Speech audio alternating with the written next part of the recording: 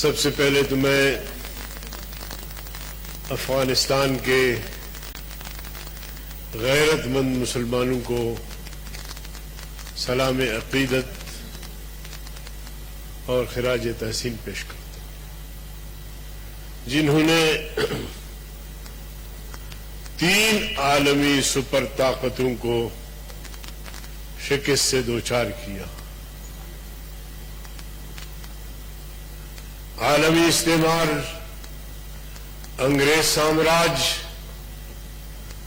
تمام تر قوت اور توانائی کے ساتھ افغانستان پر قبضہ کرنے کی کوشش کی، مگر تاریخ گواہ ہے کہ وہ اپنے لاشیں چھوڑ کر واپس بھاگنے پر مجبور ہوئے۔ سوویت یونین جو ایک سپر طاقت تھی اور بہت سارے پاکستانی جو سرخے کہلاتے تھے وہ اس کے حامی تھے اور اسے امریکہ سے بھی بڑھ کر ایک طاقت سمجھتے تھے۔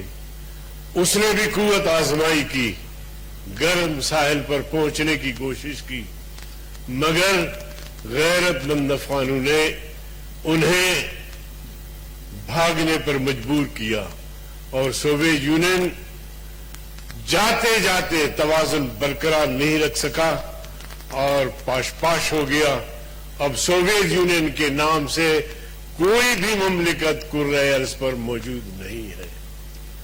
پھر امریکہ آیا قوت آزمائی کے لیے اور 20 سال مسلسل نہتے افغان عوام کا قتل عام کیا۔ 48 نیٹو ممالک اپنے طاقت اور فوجوں کے ساتھ آئے اور انہوں نے کارپیٹ بمباری کی۔ میں سلام کرتا ہوں ان غیور مسلمانوں کو جنہوں نے بھرپور مزاحمت کی، استقامت دکھائی۔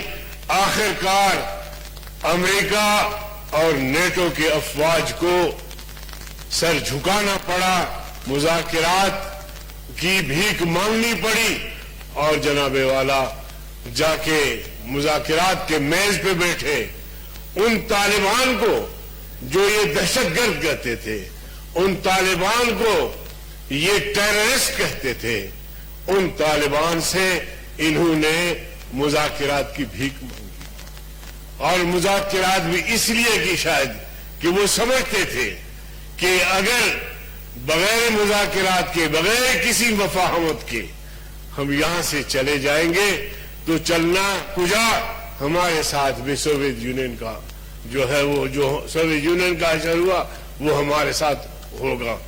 اس لیے آپ نے دیکھا کہ بگرام ایئرپورٹ جو کہ امریکی افواج کا مرکزی اڈا تھا، وہ بھی رات کی تاریکی میں انہوں نے وہاں سے کوچ کرنے کا اعلان کیا اور چھپکے سے، اور باقی ممالک کے افواج بھی اسی طرح۔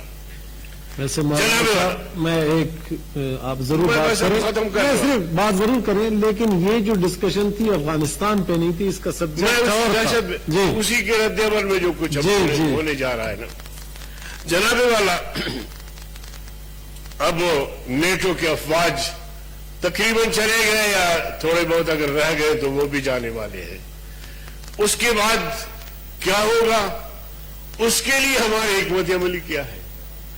جیسے یہاں کہا گیا کہ شروع میں جب روسی افواج آئے تو لاکھوں کی تعداد میں افغانستان سے لوگ آئے اور یہاں لوگوں نے اپنے گھر خالی کیے، ان کے لیے زمینیں خالی کی، سرکاری زمین کے علاوہ لوگوں نے اپنی زمینیں دی، مسلمان بھائی آئے۔ اس کے بعد امریکہ آیا، تسلسل جاری رہا۔ اب جب وہ طالبان آئیں گے یا کیا صورتحال بنتی ہے، وہاں جو اس وقت جو حکومت ہے، کیا ان کے درمیان لڑائی ہو سکتی ہے، آگے چل کر خانہ جنگی ہو سکتی ہے، پھر مہاجر پاکستان آئیں گے، کیا بنے گا؟ اس کے لیے ہماری کوئی حکمت عملی نہیں ہے، کچھ بھی نہیں ہے اب تک جو میرے معلومات ہے۔ اس لیے میں سمجھتا ہوں کہ یہ جو واقعات و حالات افغانستان میں بنے ہیں اس پر ہم پر ہمیشہ اثر پڑا ہے۔ آپ دیکھیے میرے قائد پر 3 مرتبہ جان لیوا حملے ہوئے، میرے اوپر حملے ہوئے اور میرے جماعت کے جو بڑی بڑی شخصیات ہیں، چھوٹے لوگوں کو آپ چھوڑے، مولانا عادل صاحب جو کراچی میں حال ہی میں شہید کر دیے گئے، مولانا حسن جان جو ایم این اے رہے، مولانا معراج الدین صاحب جو ایم این اے رہے، مولانا محسن شاہ صاحب، مفتی نظام الدین شاہ صاحب، مفتی اعظم پاکستان، مفتی جمیل صاحب وغیرہ، اور یہ دوسرا حملہ ہے مفتی تقی عثمانی پر۔ یہ دہشت گرد کہاں سے آتے ہیں، حکومت کہاں ہوتی ہے، سیکورٹی ادارے کہاں ہوتے ہیں؟